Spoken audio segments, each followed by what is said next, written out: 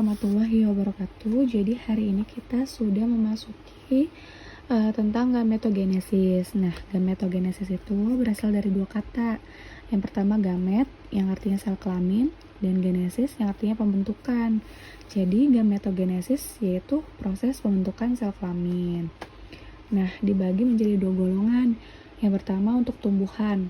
Tumbuhan terdapat dua pembentukan. Yang pertama mikrosporogenesis, yaitu untuk pembentukan sel kelamin jantan, yang dimana tujuannya untuk tumbuhan biji tertutup, yaitu untuk membentuk serbuk sarinya.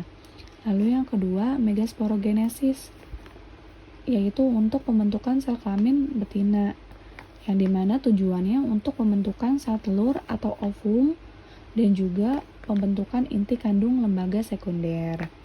Nah, yang kedua ada untuk hewan. Di hewan juga ada dua pembentukan.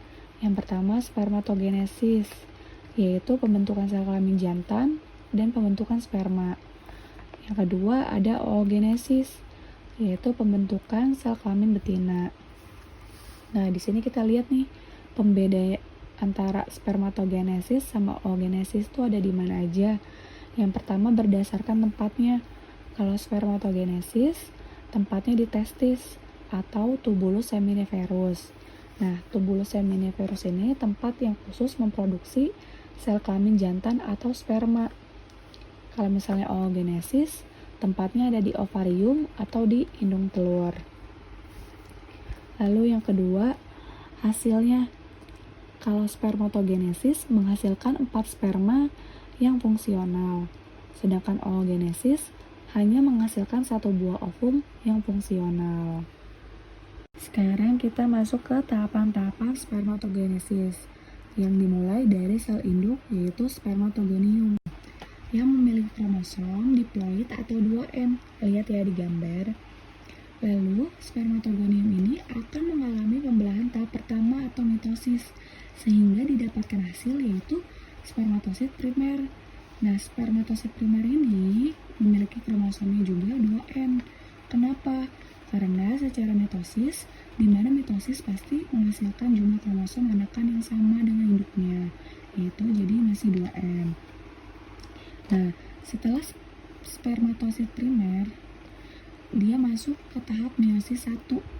Hasilnya yang didapat yaitu spermatosit sekunder. Jadi membelah dua gitu ya. Jadi ada 2 spermatosit sekunder. Nah, masing-masing spermatosit sekunder ini memiliki kromosom yaitu N atau 1N. Nah, di meiosis tahap 1 ini ada reduksi kromosom sehingga dari 2N berkurang menjadi setengah yaitu N atau 1N. Lalu masing-masing spermatosit sekunder ini membelah lagi menjadi 2, masing-masing membelah menjadi 2. Nah, ini masuk ke tahap meiosis 2. Nah, di sini ada 4, yaitu dinamakan spermatid atau 4 buah calon sperma. Nah, dia juga memiliki kromosom masing-masing yaitu N atau 1N. Kenapa masih N? Karena di tahap meiosis 2 sudah tidak ada lagi reduksi. Lalu, spermatid akan mengalami pematangan di bagian epididymis dan akan mengalami pematangan sehingga dihasilkan spermatozoa.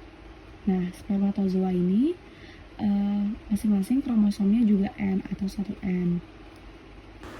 Nah, spermatozoa itu sama aja sel sperma ya. Jadi akhirnya itu berbentuk sel sperma. Sekarang kita masuk ke tahapan oogenesis. Nah, yang pertama ini ada oogonium yang dimana memiliki kromosom diploid atau 2N. Nah, dia akan mengalami pembelahan tahap pertama atau mitosis sehingga dihasilkan yaitu oosit primer yang dimana kromosomnya masih 2N. Nah, oosit primer ini akan membelah menjadi 2 yaitu melalui tahap meiosis 1 yang dihasilkan 2 sel yang berbeda. Ada oosit sekunder dan badan polar, tapi masing-masing kromosomnya sama yaitu N atau 1N.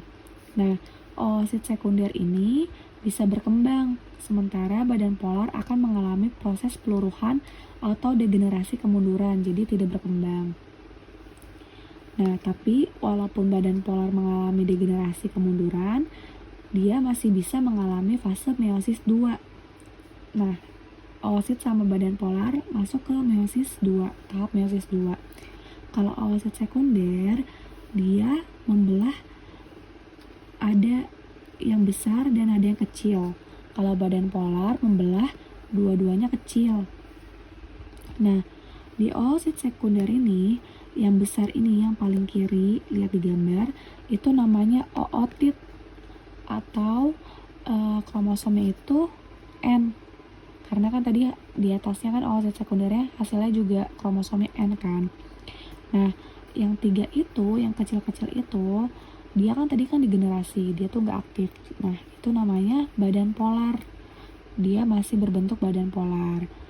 Nah, ootit ini akan mengalami proses pematangan menjadi ovum. Jadi yang berkembang hanya satu, yaitu ootit yang sebelah kiri. Dia akan berkembang menjadi ovum, yang dimana kromosomnya yaitu N atau 1N. Nah, hasil dari spermatogenesis menghasilkan 4 sperma yang fungsional, sementara kenapa ovum hanya menghasilkan 1 yang fungsional? Karena sebenarnya jumlah ovum yang pada ada tubuh setiap manusia itu terbatas, makanya setiap proses pembentukannya hanya ada 1 kali gitu. Sekian dari penjelasan hari ini, kurang lebihnya mohon maaf. Wassalamualaikum warahmatullahi wabarakatuh.